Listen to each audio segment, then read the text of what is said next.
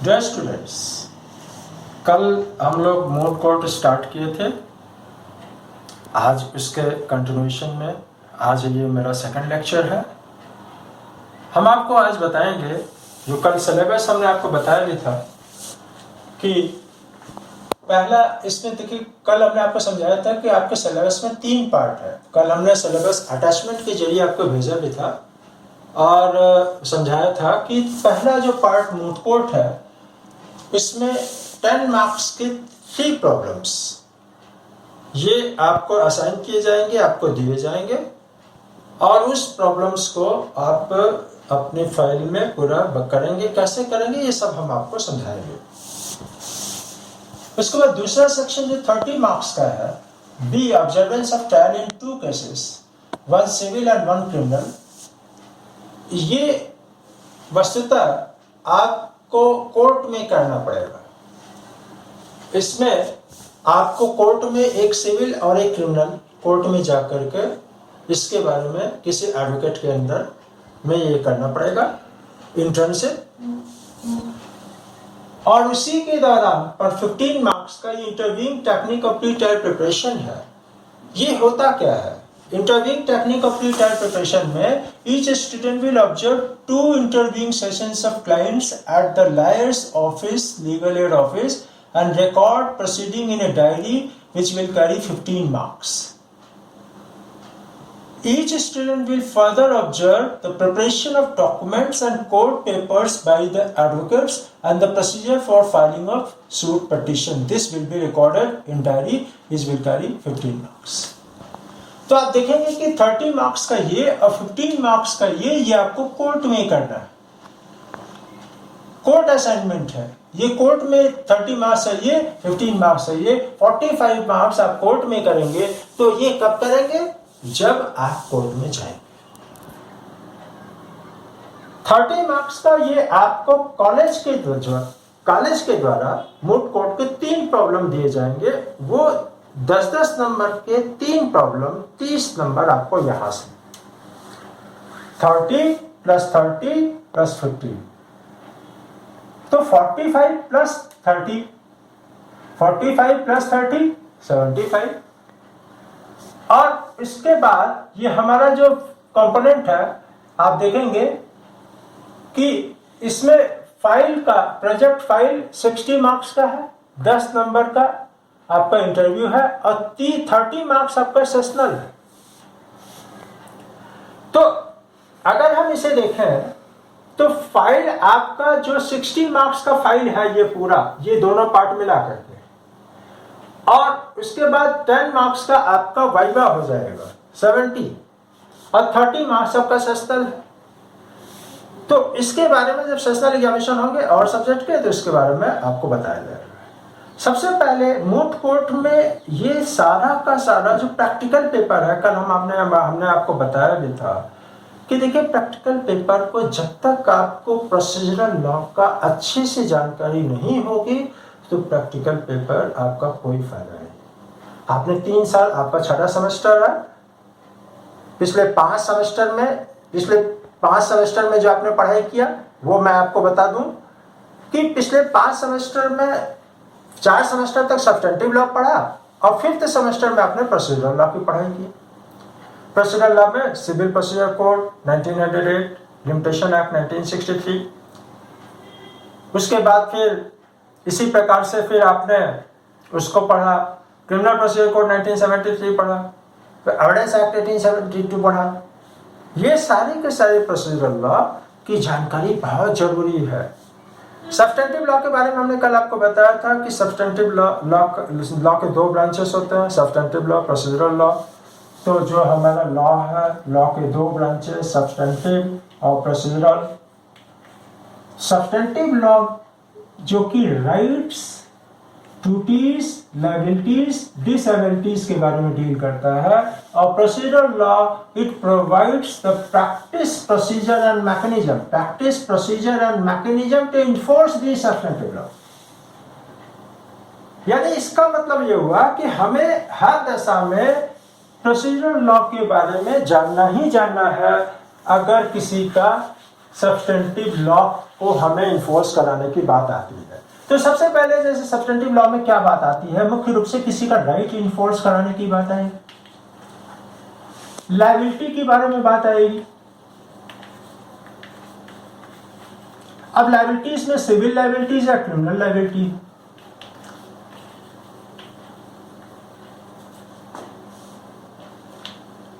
Disabilities की बात आएगी। जैसे लिमिटेशन एक्ट में जब हम सूट फाइल करते हैं तो लिमिटेशन पीरियड के अंदर हम नहीं फाइल कर पाते, किन कारणों से, क्या डिसेबिलिटी थी, क्या थी, इसके बारे में बात की जाती है। तो सिविल और क्रिमिनल दो ब्रांचेस हमें एक प्रकार से हमें स्टडी करना है। कल हमने आपने को क्रिमिनल लॉ के बारे में बताया था और आपको यह समझाया था कि किस प्रकार से क्रिमिनल प्रोसीजर निश्चित होता है। आज मैं सिविल के बारे में आपको बताऊंगा थोड़ा, और इसके बारे में फिर आपको डिटेल में आपको समझाऊंगा। जैसे मान लीजिए कि कोई भी सिविल प्रोसीडिंग स्टार्ट होता है तो किसी का राइट जब इन्फ्रिंज होता है वहीं से सिविल प्रोसीडिंग स्टार्ट हो जाता है। राइट्स जैसे इन्फ्रिंज हुआ सिविल प्रोसीडिंग स्टार्ट हुआ। अब राइट्स क्या है?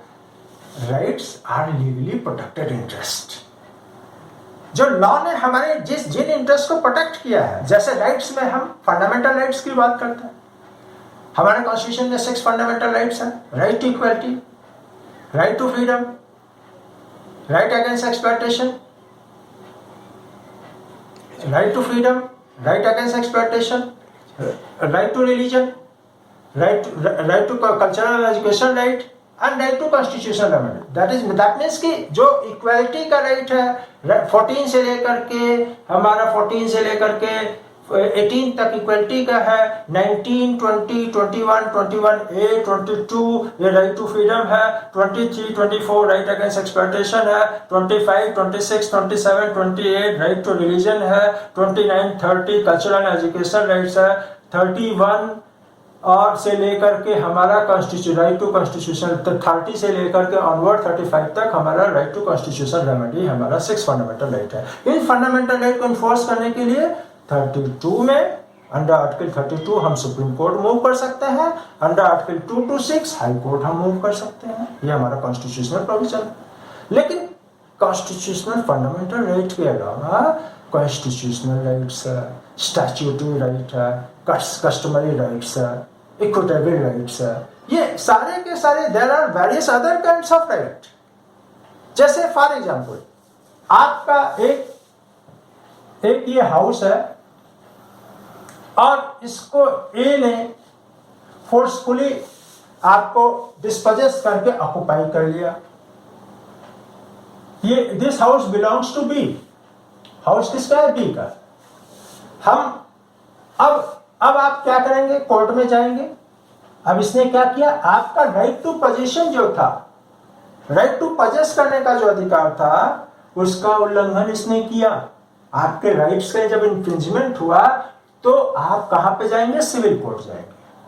अब सिविल कोर्ट में आप एक प्लेंट फाइल करेंगे। सबसे पहले स्टार्ट होता है प्लेंट।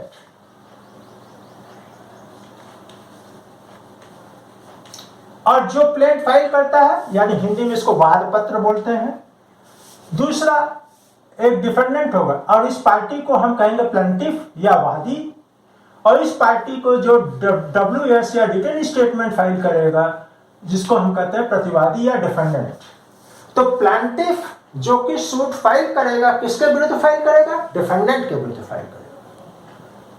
प्लेंटिफ प्लेंट फाइल करेगा, डिफेंडेंट उसका जवाब देगा। लेकिन अब ये सारी प्रक्रिया, इसका प्रोविजन हमें ज्ञात होना चाहिए। इसके लिए हम क्या करेंगे कि प्लेंट के बारे में, सबसे पहले हम प्लेंट के बारे में जब बात करेंगे तो सबसे पहले हम बात करेंगे कि साहब प्लेंट में हम पार्टीज किसको बनाएंगे। तो पार्टीज के बारे में जो सिविल प्रोसीजर कोड में जो प्रोविजन है वो पार्टीज के बारे में वो सबसे पहले ऑर्डर 1 में दिया गया है। ऑर्डर 1 में पार्टीज टू द सूट, कौन पार्टी बनाया जा सकता है। फिर इसके बाद ऑर्डर 2 में फ्रेमिंग ऑफ सूट, ऑर्डर 3 में वकील किसे करेंगे उसकी बात करेगा, हम रिकॉग्नाइज एजेंट ऑफ प्लीडर्स की बात करेंगे।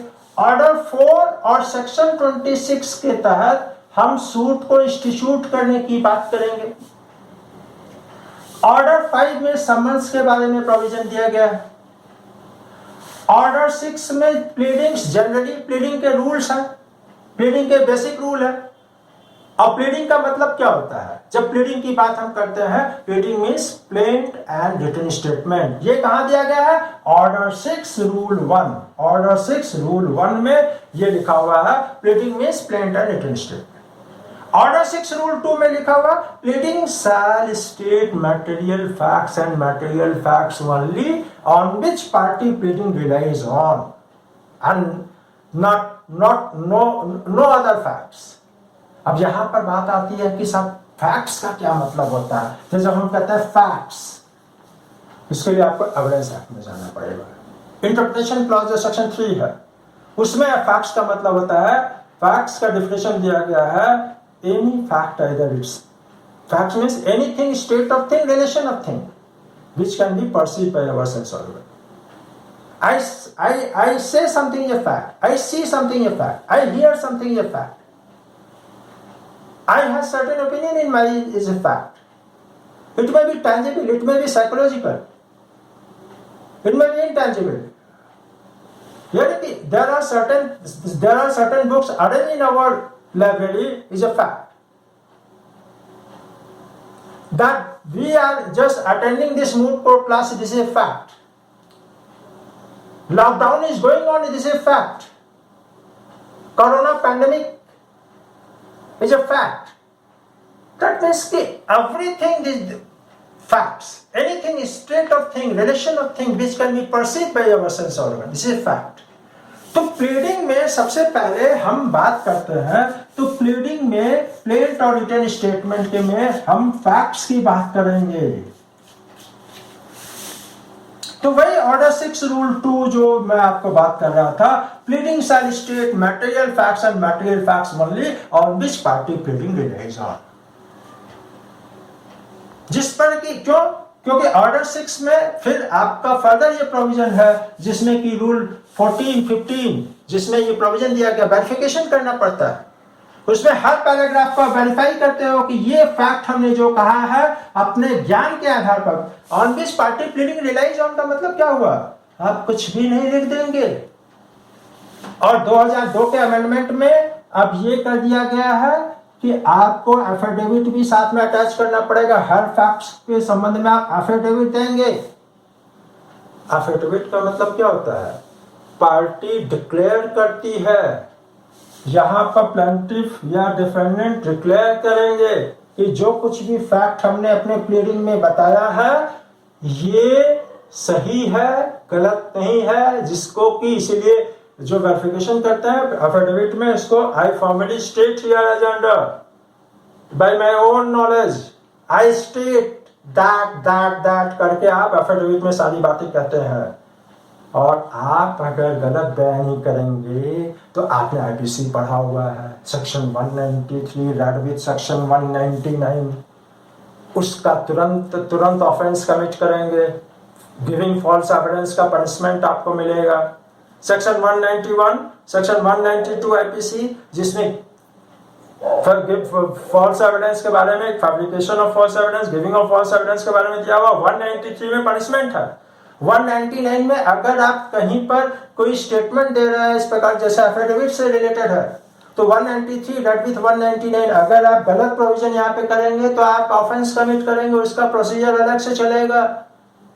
फिर आप फिर उसका क्रिमिनल प्रोसीजर कोड में सेक्शन 195, सेक्शन 340 से लेकर 345, 340 विशेष करके और 345, 347, 348 ये सारे प्रोविजन फिर अट्रैक्ट होंगे। लंबी प्रक्रिया है। मैं आपको खाली ये समझाना चाहता हूं कि एफिडेविट में कभी भी गलत बयानी नहीं करना है। प्लेंटिफ को, डिफेंडेंट को हमेशा ट्रुथ बताना है, क्योंकि 2002 के अमेंडमेंट के बाद अब एफिडेविट देने से ये आपका क्रिमिनल ऑब्लिगेशन हो जाएगा, क्रिमिनल लायबिलिटी अराइज होगी अगर आप झूठ बोलेंगे। चलिए आगे चलते हैं। प्लीडिंग में प्लेंट और रिटन स्टेटमेंट। फिर ऑर्डर 7 में जो हमारा है वो प्लेंट्स के बारे में है बताया गया है। ऑर्डर 8 में रिटर्न स्टेटमेंट के बारे में बताया गया है। ऑर्डर 9 में अपीयरेंस और नॉन अपीयरेंस ऑफ पार्टीज, अभी सबके बारे में हम आपको बताएंगे। ये पूरा मूट कोर्ट में आपको सिविल और criminal proceeding along with evidence के साथ लेके चलना है। तो ये 9th में, और जो ऑर्डर 9 में अपीयरेंस और नॉन अपीयरेंस का क्या कॉन्सिक्वेंसेस होगा।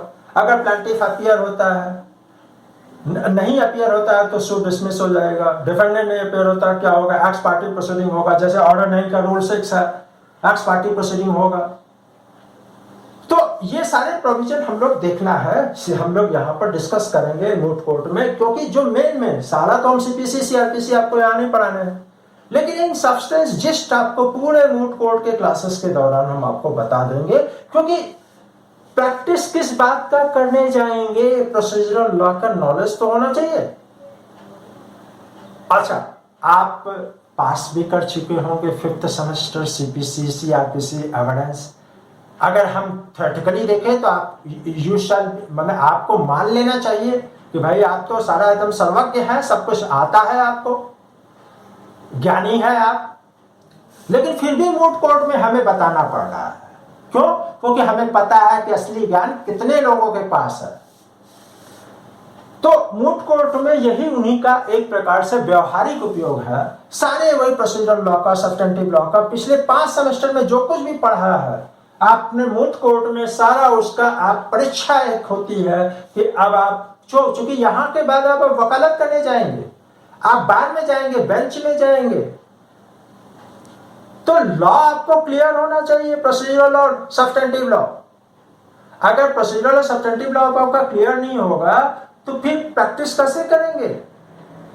तो ऑर्डर 9 में अपीयरेंस और non appearance of parties, order 10 में, ऑर्डर 10 और ऑर्डर 14 दोनों मिलाकर के इश्यूज के बारे में बात करते हैं। खैर ये तो हम बताएंगे आपको। मैं आपको सरल तरीके से समझाता हूं कि सिविल प्रोसीडिंग में बेसिकली पूरा का पूरा प्रोसीजर कैसे होता है। सबसे पहले प्लेंट फाइल होगा, फिर रिटर्न स्टेटमेंट आएगा अपोजिट पार्टी के साथ, फिर प्लेंट और रिटर्न स्टेटमेंट से जो रिलेटेड जो प्रोविजन है। अब प्लेंट में जब आप करेंगे तो सबसे पहले पार्टीज किसको बनाएंगे, तो ऑर्डर 1 का ध्यान रखेंगे। सूट कैसे फ्रेम करेंगे, ऑर्डर 2 का ध्यान रखेंगे। वकील साहब किसको बनाएंगे, ऑर्डर 3 करेंगे। फिर सूट कैसे इंस्टीट्यूट होगा, ऑर्डर 4 रेड बी सेक्शन 26। उसके बाद सम्मन के संबंध में ऑर्डर 5 में प्रोविजन दिया है, सम्मन भेजा जाएगा, रिटर्न स्टेटमेंट फाइल होगा। रिटर्न स्टेटमेंट के संबंध में ऑर्डर 8 में प्रोविजन है, ऑर्डर 7 में प्लेंट के संबंध में प्रोविजन है। अब ऑर्डर 6 में हमारा ऑर्डर 6 जो है वो प्लेंट और रिटर्न स्टेटमेंट दोनों के लिए कॉमन है ये, क्योंकि ऑर्डर 6 के जितने रूल्स हैं वो प्लेंट और रिटर्न स्टेटमेंट दोनों के लिए हमें फॉलो करना है। उसके बाद फिर ये अपीयरेंस और non appearance of parties order 9 हो जाएगा, पार्टी अपीयर होंगी। फिर ऑर्डर 10 और 14 से फिर इश्यूज फ्रेम होंगे। इश्यूज क्या होते हैं इसको भी पहले समझ लीजिए। इसको एविडेंस एक्ट में डिफाइन किया गया है। एविडेंस एक्ट में facts in issue section 3, any fact either itself or in connection with other facts provides the existence, non-existence, nature or extent of any right, liability, disability which necessarily follows in any suit or proceeding. ये provision दिया गया है। अब आप देखेंगे कि हमने आपको क्या समझा दिया। साहब ये समझाया कि एनी फैक्ट जो प्लेंट में रिटर्न स्टेटमेंट पे ये जो फैक्ट्स है